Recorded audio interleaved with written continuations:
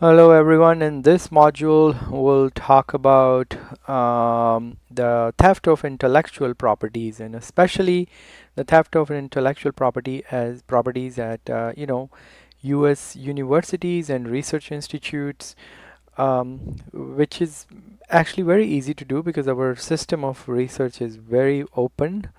Um, and sometimes a lot of these foreign students who are coming here, they are actually sent by their governments of their country.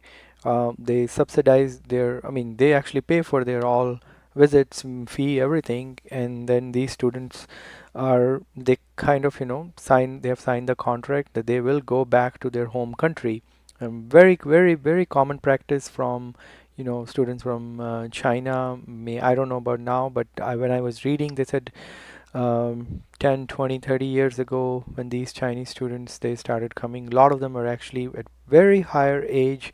They were sent by the government to learn and then bring all the skills back. And then okay, so now let's start that recently, Trump administration, as this was in the news, that they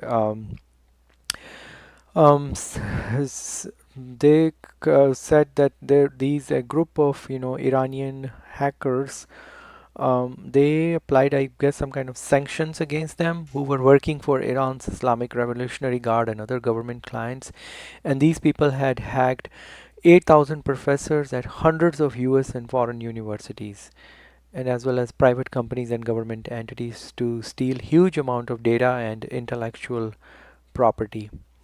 And when you do this kind of search on Google, there is no shortage of results. Chinese hackers target US university with government ties.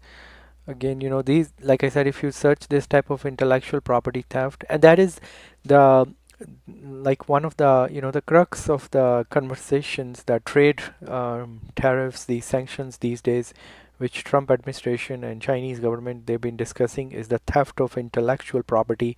That is like a very hot issue with and both parties, mean US clearly, they they want that to be stopped, but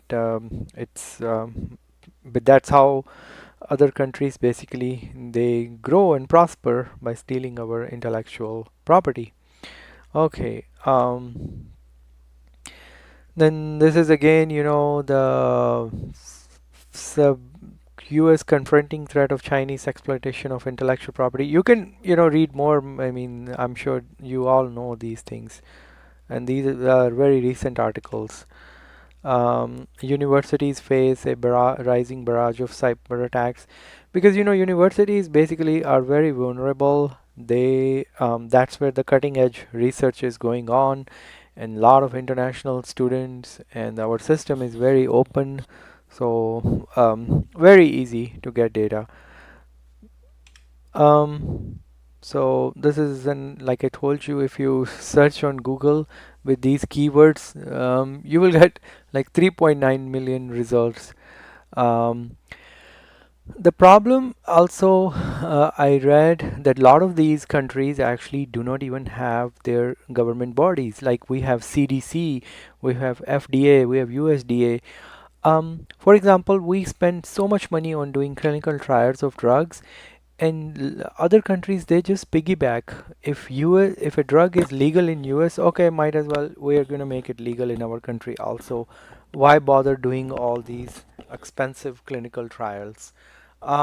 Similarly, FDA, I mean, sorry, USDA and many other agencies, like even the work of NASA, or all our research, we spend so much money and time and resources we spend to do the research, but when the paper gets published, anyone can buy. And like I was telling you, I was reading, there are companies, there was one company in, Chinese company, which was, and the person I think who was running was here in Stanford. He was claiming that within 1 hour of publication, he will have it translated in Chinese language. Any research journal article, paper, or even the research blog. So this is how fast the speed of light this intellectual piracy works. So you can you can read more online. There is, like I said, you any type of query you put in on Google related to this intellectual property theft, you will no problem, you will find all these hits.